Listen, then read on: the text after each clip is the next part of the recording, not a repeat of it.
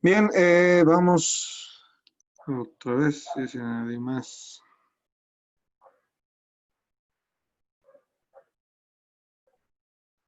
Qué contradictorio. Cuando quiero que se unan rápido, no se unen. Cuando no quiero que se unan rápido, estoy a la espera de que varios se unan. Me piden hasta por WhatsApp, ¿no? Por favor, acepten.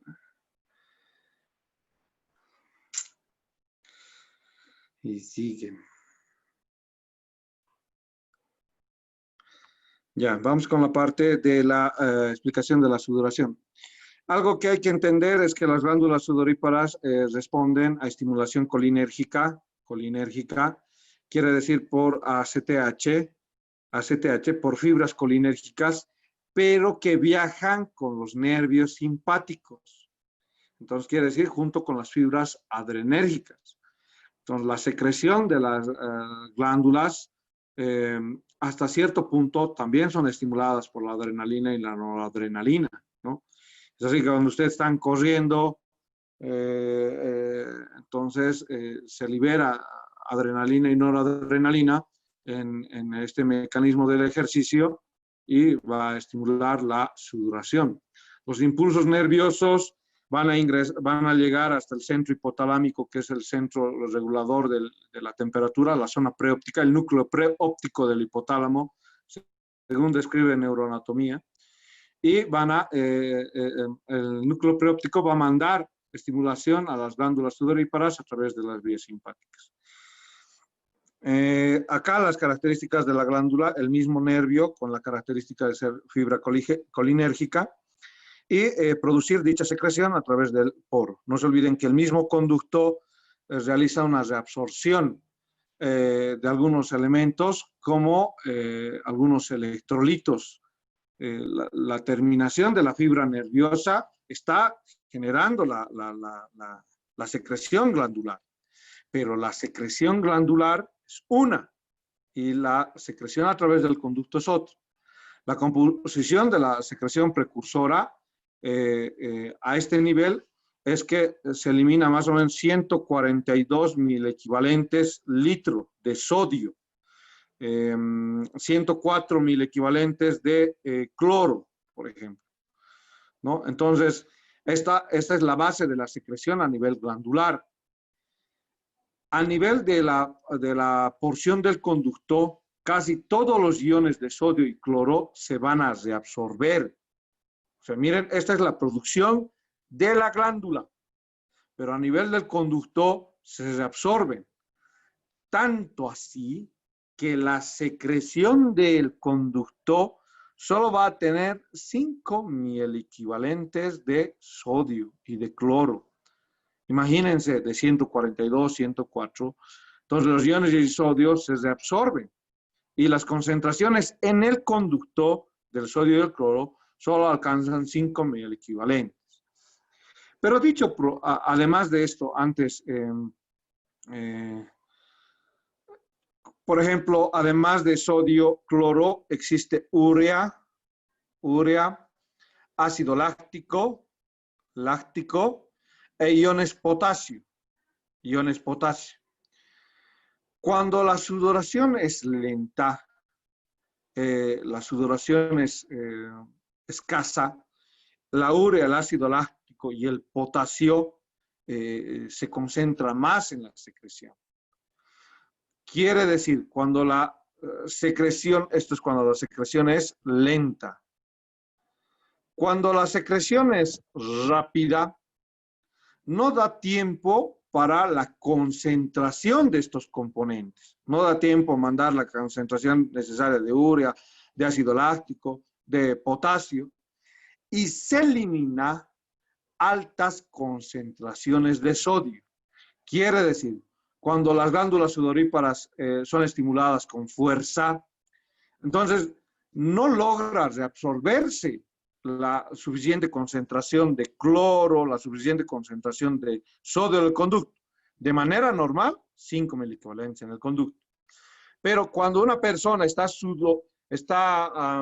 realizando una sudoración excesiva, brusca, rápida, entonces el conductor no va a tener tiempo para reabsorber dichos sales como el sodio, ¿no? Entonces, ¿qué va a pasar? Cuando una persona hace ejercicio, cuando está realizando sudoración en ejercicio, van al gimnasio 1 hora, 2 horas, este conductor tendrá pues 50 a 60 mil equivalentes. Quiere decir que cuando una persona estimula de manera aumentada o con fuerza las glándulas sudoríparas, se va a perder sodio, se va a perder cloro y por lo tanto también se va a perder agua. ¿Qué tendrá que hacer esa persona si está perdiendo agua y sodio y potasio? Reponer pues los líquidos, reponer sodio, reponer cloro y reponer agua. Es así que los niños que tienen fiebre, ¿qué les tengo que dar? Les tengo que dar agua, les tengo que dar líquidos. Por eso en la receta al reverso le dicen, pues tomen su ibuprofeno, 400 miligramos cada 8 horas por 3 días. Al reverso de su receta tendrá pues aumente la ingesta de líquidos, se pone. Porque de manera automática su paciente no va a hacer. Y esas cositas las van a ir aprendiendo. Si ustedes están muy atentos, van a aprender muchas cosas de muchos otros docentes, de la práctica profesional que ellos hacen. Entonces, pero no les van a decir, pues así sí pongan. Entonces ustedes tendrán que ser más perceptivos y ver cómo lo está haciendo, cómo lo está recetando y cómo es la efectividad del tratamiento. Porque si ustedes van en su práctica y práctica, logran diferenciar efectividad en un procedimiento a diferencia del otro. Yo tengo la propia manera de realizar curación de quemaduras con mi práctica, y mejor resultado que muchos cirujanos plásticos. ¿Quién diría que un cirujano plástico debería conocer, tener su protocolo, su ciencia? Pero tal vez no lo ha visto suficiente, no ha visto suficientes quemaduras o no ha tratado las suficientes para decir qué método es el mejor. Entonces, la experiencia de algunos profesionales en el sector y de cómo le van a sus pacientes harán pues para que ustedes hagan lo mismo a futuro, ¿no? O a este médico tal vez no lo está haciendo bien, a este le resulta mejor. Entonces, esas características. Entonces, ahí la receta para dar agua al paciente, porque sé el concepto fisiológico que a través del conducto se va a producir la eliminación en estos pacientes que están aumentando la característica de estimulación de la glándula sudorípara, mayor pérdida de sodio y cloro, ¿no? ¿Qué más en relación a la característica atmosférica? Miren cómo, esto ya lo hemos mostrado a un principio, lo está volviendo a mostrar, cómo la temperatura atmosférica interfiere sobre la temperatura corporal en ese cuadro. Pero voy a este concepto, a la regulación de la temperatura corporal y la importancia que ejerce el hipotálamo en dicha regulación. La temperatura del cuerpo está regulada exclusivamente a nivel de los centros termorreguladores situados en el hipotálamo. Entonces nosotros podemos ver, aquí tengo una imagen donde se muestra el hipotálamo, ahí está el hipotálamo, y conocer que el hipotálamo es mi principal centro termorregulador, ¿no? Vamos a ver dónde está este de los Simpson. Ahí está la importancia de las regiones hipotalámicas. ¿Cuáles regiones hipotalámicas interfieren sobre dicho control? Generalmente sobre mi núcleo preóptico. Este núcleo preóptico permite la detección de la temperatura corporal de los estados profundos, ya sea para el frío, con receptores de frío, o para el calor, ¿no? Entonces, ahí la característica de la región del hipotálamo. El núcleo preóptico contiene múltiples neuronas sensibles al calor y algunas que son sensibles al frío. Entonces, eso para la descripción del núcleo preóptico. ¿Quién más en relación a esta parte? No se me está olvidando algo. Vamos con, no solamente la parte hipotalámica, si no existiera la parte periférica como la porción de la piel y los receptores o los termorreceptores que han sido descritos en neuroanatomía, para el frío y calor, influyeran sobre mandarle información aferente al tálamo y recibir información eferente. Entonces, los termorreceptores de la parte periférica del sistema tegumentario son importantes para dicha detección de la temperatura y tener acción sobre dicha información aferente. Acá está haciendo calor, entonces lo que hay que hacer es perder menos calor. No, perdón, acá está en el medio atmosférico, está haciendo calor. Lo que tendré que hacer con mi sistema el hipotálamo, lo que va a hacer con la respuesta eferente, será decirle al cuerpo, a ver, perderemos calor porque la temperatura ambiente está con mucho calor. A lo contrario, si la temperatura ambiente está con menos grados centígrados, esa es la respuesta aferente.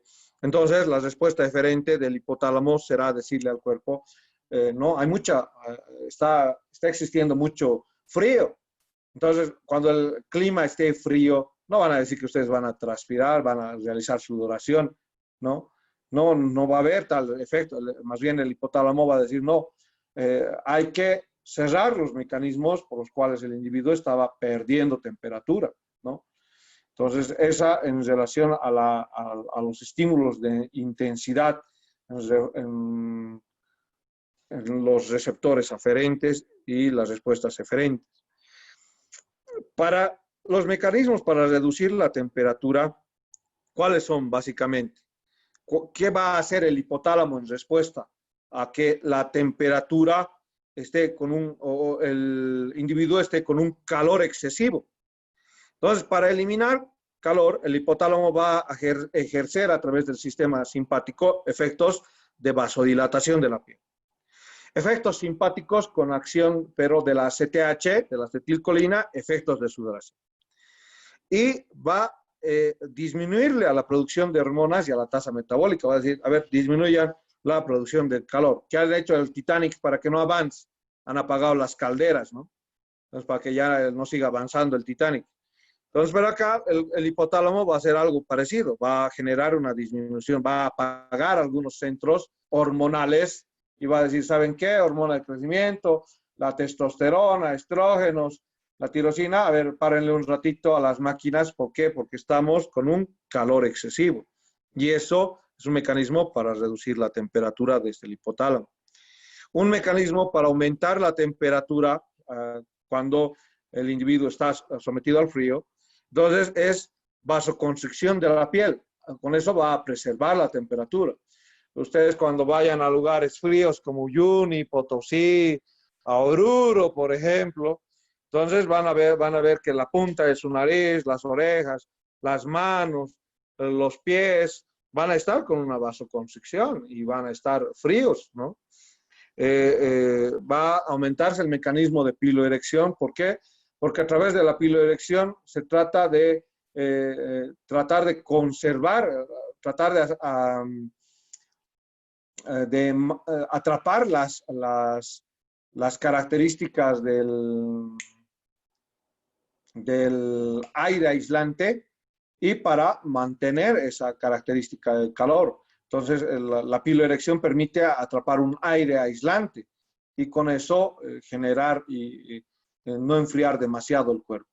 Y otro, aumentar la termogenia. Ahora sí prendan las calderas. El hipotálamo va a decir, liberen la tirosina, liberen la testosterona, el estrógeno, la hormona de crecimiento y se va a aumentar la temperatura corporal. Nosotros tenemos que hablar de un punto de ajuste para el control de la temperatura. La característica es que dentro del concepto del hipotálamo, la temperatura corporal, este 37.1 para la parte periférica, que me traduce en mis 38 grados centígrados, ya les había dicho, de la temperatura sanguínea, lo tengo que mantener. Lo voy a mantener en términos constantes. Entonces, cualquiera de estos efectos, cualquier mecanismo que me permita aumentar la temperatura, cualquier mecanismo que me permita reducir la temperatura, va a ir a el hipotálamo va a volverlo a ese mecanismo de homeostasis con el ejemplo del punto de ajuste. Si bien la temperatura se puede descender, si bien la temperatura corporal puede aumentar en el ejercicio, pueda disminuir en relación a la temperatura atmosférica, la temperatura crucial para mantenerlo como punto de ajuste, el mecanismo termorregulador actuará para que la temperatura llegue a este valor, a este punto de ajuste, ¿no? Entonces, dicho punto de ajuste me indica la homeostasis del individuo. Nosotros hablamos de las características o el concepto de fiebre. ¿Qué vamos a hablar del concepto de fiebre? Nosotros vamos a referirnos a fiebre como la alteración de la temperatura corporal que aumenta más allá del intervalo normal y puede deberse a alteraciones de sustancias tóxicas, alteraciones del encéfalo o alteraciones de los centros termorreguladores. He ahí la característica del concepto de fiebre. Es la alteración del intervalo normal de la temperatura que puede deberse a modificaciones o alteraciones de las sustancias tóxicas, de los centros termorreguladores o del mismo encéfalo, ¿no? Entonces, hay distintos mecanismos por los cuales se va a producir dichas variaciones. Las bacterias, por ejemplo, las infecciones víricas, por ejemplo, entonces van a generar una alteración de la temperatura. Acá nosotros tenemos la media de la temperatura corporal, e intervalo habitual de la normalidad, por eso dice. Ahí está la enfermedad febril y que se da en estos pacientes con COVID, que alteran y producen, el virus produce una toxina que va a producir justamente en algunos individuos. Se ha relacionado ya el tipo de sangre, los tipos de sangre A, B, los más expuestos, para generar que el virus se sienta cómodo y permita la liberación de distintas sustancias pirógenas, los llama, para producir los picos febriles. Entonces, el hipotálamo va a recibir a dichas sustancias pirógenas. ¿Qué es una sustancia pirógena? Muchas proteínas de una bacteria, muchas características de la reacción que produce un virus, porque el virus nos utiliza, ¿no? El ARN, que es el COVID-19, o muchos otros virus, como la hepatitis B, por ejemplo. Lo que va a hacer es generar a través de las distintas células sustancias o proteínas en descomposición. Dichas proteínas, algunas bacterias incluso no se conforman con esas proteínas, producen sus propias toxinas, como la Salmonella typhi, que han debido ver en bacteriología, ¿no? La Salmonella typhi tiene sus propias partículas tóxicas, liposacáridas, que vienen desde la célula bacteriana y que ingresan al cuerpo, al sistema circulatorio y producen la fiebre, ¿no? Por eso se lo denomina fiebre tifoidea, ¿no? A una de las características producidas por la Salmonella typhi. ¿Por qué? Porque la bacteria tiene estas sustancias pirógenas, que hemos dicho son proteínas, productos de descomposición, sustancias como toxinas, ¿no? Proteínas producidas por los segmentos virales en la replicación viral, ¿no?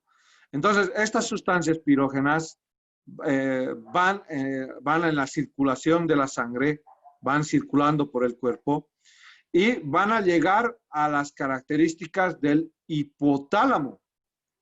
Las sustancias pirógenas van a estimular la producción de interleucinas. ¿Cuál una de las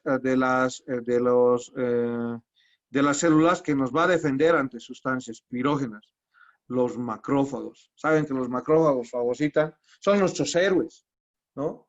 Entonces, si nosotros somos los héroes de la población por ser personal de salud, a nosotros le debemos muchas cosas a nuestros linfocitos, a nuestros macrófagos.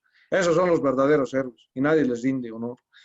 Entonces, ahí están los macrófagos que van a liberar la interleucina 1. Entonces, una de las importantes citocinas que se libera a partir de los los macrófagos. Obvio que los macrófagos, primero, antes de liberar el ciclo de las citocinas y de las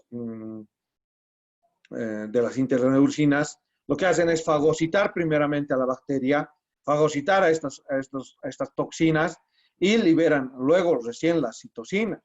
Una de ellas es la interleucina 1.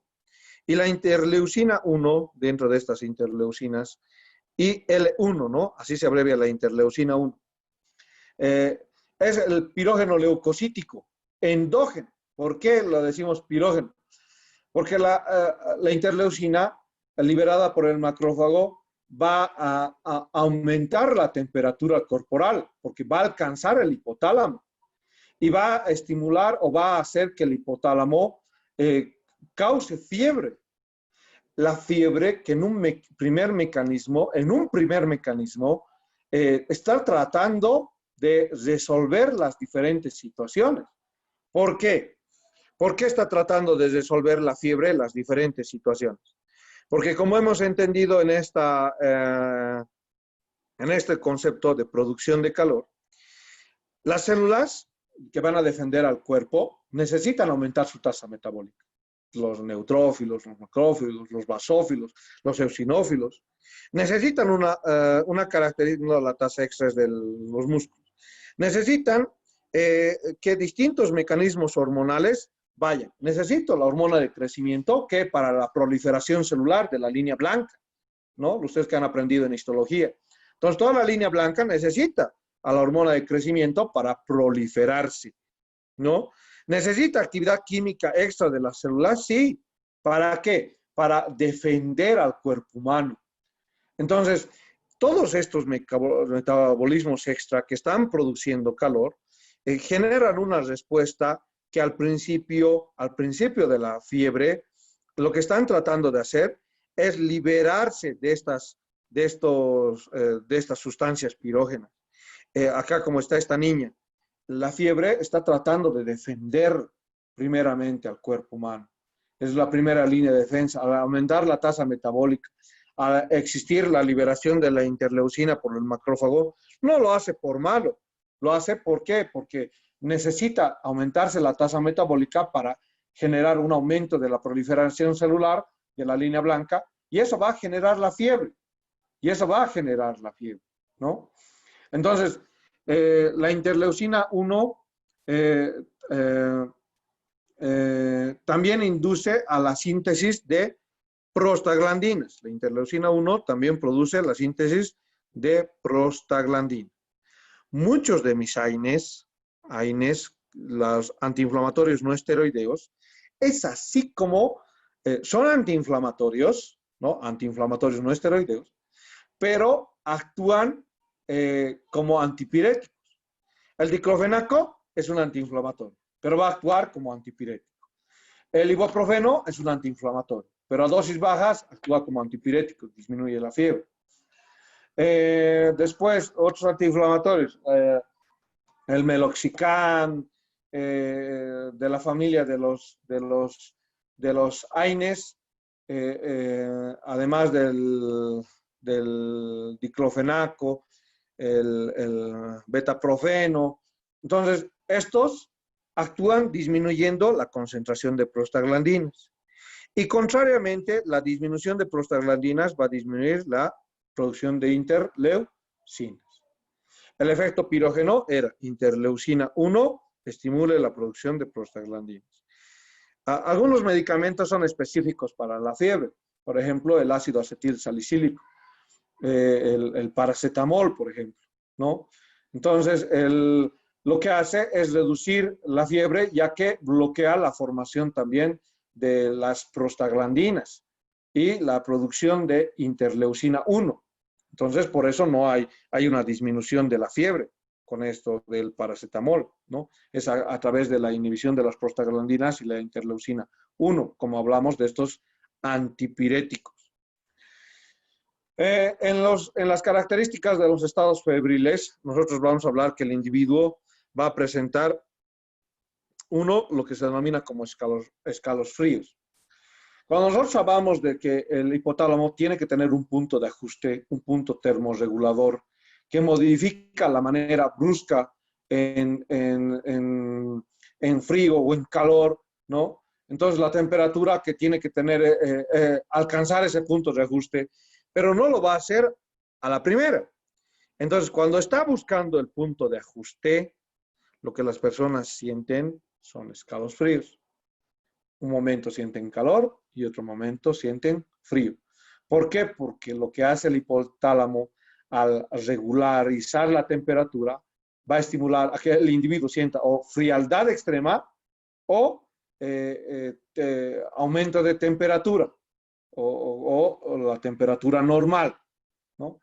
Entonces, eh, cuando el individuo siente esto, esta característica de los escalofríos, es un mecanismo de ajuste del hipotálamo, ¿no?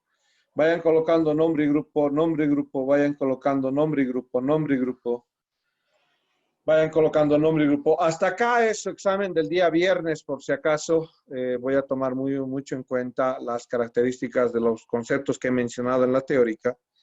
Entrarán no entrarán algunos conceptos que no están en Guyton, los he dicho en la teórica. Entonces, para ayudar a su formación y que son importantes. Entonces, eso también será preguntado, ¿no? Y les he aclarado cuáles son los conceptos. Entonces, vayan colocando nombre y grupo, nombre y grupo, nombre y grupo, nombre y grupo, nombre y grupo. Nombre y grupo, nombre y grupo, nombre y grupo. Nombre y grupo, nombre y grupo.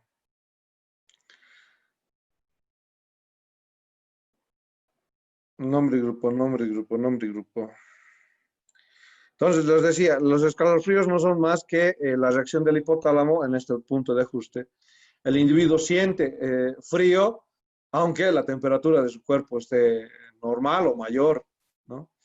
Y otro concepto muy importante para diferenciar escalofríos de la tiritona, la tiritona es producido por las características de vasoconstricción y no restablecimiento de la vasodilatación. Cuando la piel se torna fría y el individuo no se puede calentar, se pone 5 frazadas, 6 frazadas, y el individuo no se puede calentar, y realmente cuando tomamos la temperatura, no está con fiebre, ¿no? Entonces, a ese efecto producido por un desajuste del hipotálamo, se lo denomina como tiritona, ¿no? A ese desajuste, cuando el individuo produce una vasoconstricción, la piel es fría y no se puede calentar el individuo, a eso lo denominamos tiritona, ¿no? ¿Qué tenemos que cuidar de los estados febriles? Las estructuras neuronales son tan frágiles y tan sensibles que hemos dicho o mencionamos que temperaturas en niños mayores de los 39 grados pueden complicar a ese niño. Si tienen un niño menor de 5 años con temperaturas mayores a 39 grados, que se vuelva una emergencia. Que se vuelva una emergencia. ¿Por qué? Porque ese niño puede cualquier momento convulsionar. Esas convulsiones similares a una crisis epiléptica, lo que le van a producir es un daño neurológico. Entonces, se ha dado muchos casos que niños estando en un servicio hospitalario han convulsionado. Háganme caso a este su servidor que ha visto niños convulsionando porque a internos no les ha dado la gana de atenderlos. No, solo tiene fiebre. Obviamente van a ver a niños normales con temperaturas 39.4 porque son hiperactivos algunos, pero eso no quiere decir que su encéfalo no pueda estar sufriendo un cortocircuito. Entonces ahí luego van a lamentar, y muchos internos han lamentado su actuar en la pereza, en la flojera. Se entiende que cuando llegan al internado llegan en una etapa cansada, pero Por eso, antes del internado, tómense una semana sabática. Les aconsejo eso. Antes del internado, tómense una semana sabática. Y cuando estén en sus prácticas y se estén aburriendo, también tómense una semana sabática. ¿Para qué? Para reflexionar lo que están haciendo, para ir con más paciencia, a atender pacientes. ¿Por qué? Porque necesitamos más de esos, no necesitamos internos que se vayan y se duerman, y junto con los residentes y junto con otros médicos también, conspiren en un servicio público y no atiendan a la población.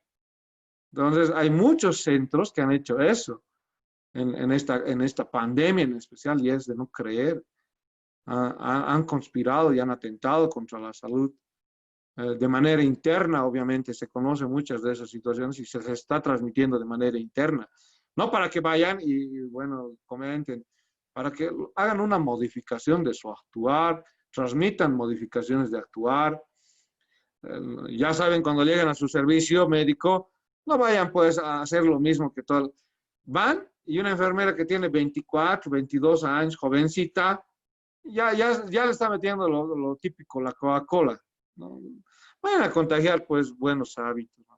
No vayan a ser parte de ese círculo vicioso, ¿no? Que Coca-Colita. Cambiar a la gente es muy difícil.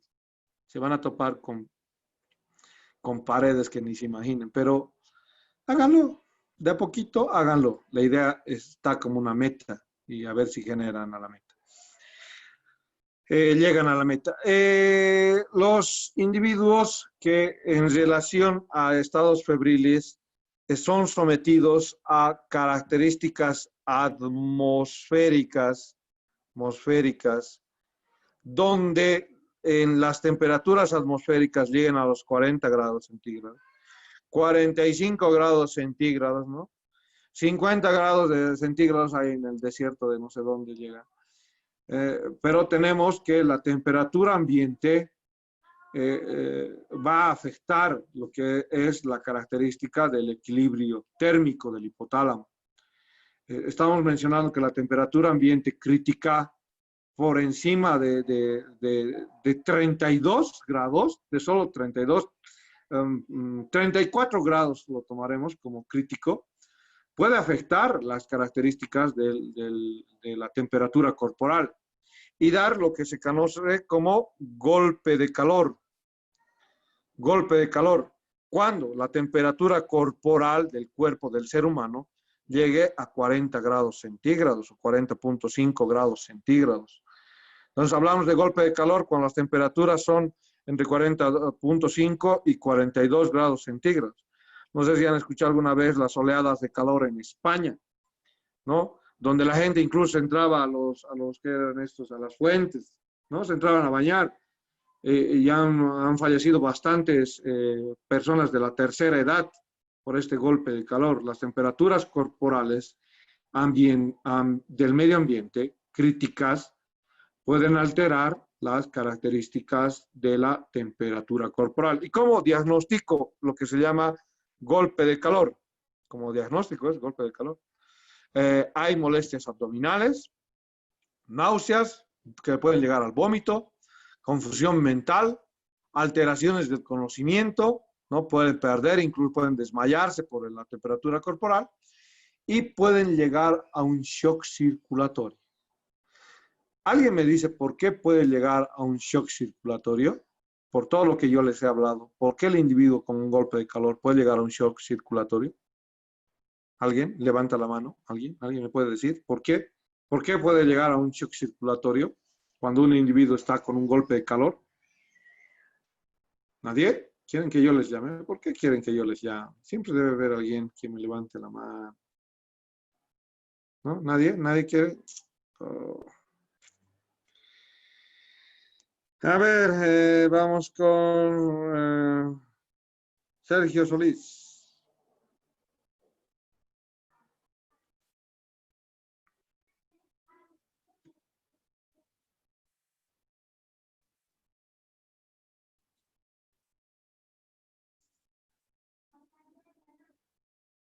¿No hay Sergio Solís? ¿Por qué me hacen anotar? Pucha, che. Ay, Sergio Solís. ¿Cómo participan en su práctica, hombre? ¿Cómo hacen su práctica? No sé cómo hará. Pero ya que, ahí está Sergio Solís, vamos con alguien más. A voluntad les digo, nadie quiere decirme voluntad. Sí, acabo de decirles esta, incluso les he mostrado mi tablita, donde las características de esta tablita. La temperatura ambiente lo que va a producir es una mayor vasodilatación. A la respuesta de la vasodilatación, el golpe de calor va a generar un shock circulatorio. Pérdida exagerada de líquidos y electrolitos al sistema circulatorio y a través del sudor. Entonces, a través del sudor, una exagerada sudoración va a dar pues un shock circulatorio. Si estoy perdiendo más volumen, ¿de dónde va a salir el sudor? Va a salir de la sangre, ¿no? Y eso va a ser letal sobre las características del individuo, ¿no? ¿Qué más en relación a las características de la temperatura corporal? Había un recuadrito. Acá lo mismo está hablando sobre los efectos de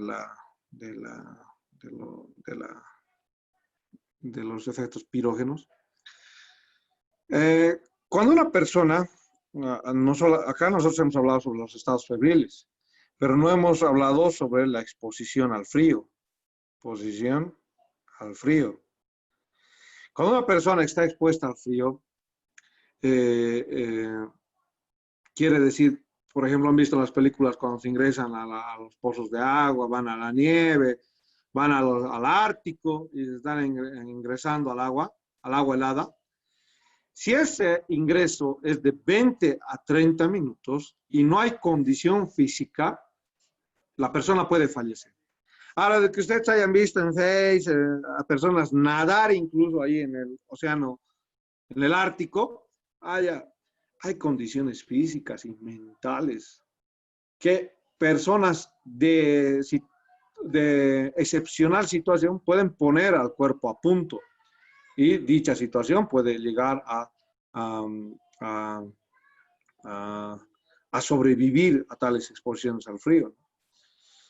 Pero personas que no están aclimatadas, bueno, entre 20 a 30 minutos, lo que va a hacer es descender de manera brusca la temperatura corporal y eso producir también un alto al corazón, un paro cardiorrespiratorio y fallecer, ¿no?